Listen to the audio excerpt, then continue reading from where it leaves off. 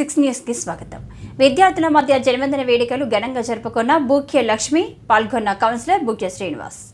భద్రాద్రి కొత్తగూడెం జిల్లా కొత్తగూడెం మండల పరిధిలోని చిట్టి రామవరం ప్రభుత్వ పాఠశాల విద్యార్థులకు ఈరోజు స్థానిక తండావాసి బూక్య రాంబాబు కుమార్తె పుట్టినరోజు సందర్భంగా ఆర్థిక సహాయం అందజేసి విద్యార్థులకు బ్యాగులు, ఇతర సామగ్రి పంపిణీ చేయడం జరిగింది.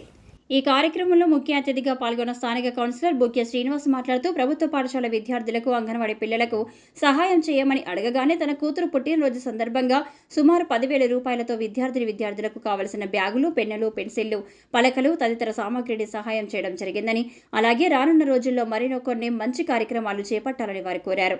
ఈ కార్యక్రమంలో బూక్య రాంబాబు, అశ్వినిబాయ్, బూక్య లక్ష్మి, ప్రభుత్వ పాఠశాల ఉపాధ్యాయులు ఉషా, సుందరి, అంగన్వాడీ టీచర్లు శ్రీదేవి, తులసిబాయి, ఆర్పి కావేరి, మాజీ సర్పంచ్ నగేష్, బానోతు చందర్, బూక్య హాస్లీ, అమ్ములు, రంగమ్మ, కిష్ట, జ్యోదియా, మూడు రమేష్ బాబు, సింగ్, లక్ష్మణ్, రాంప్రసాద్, పద్మ, ఈశ్వరి, మంగమ్మ, విద్యార్థులు పాల్గొన్నారు.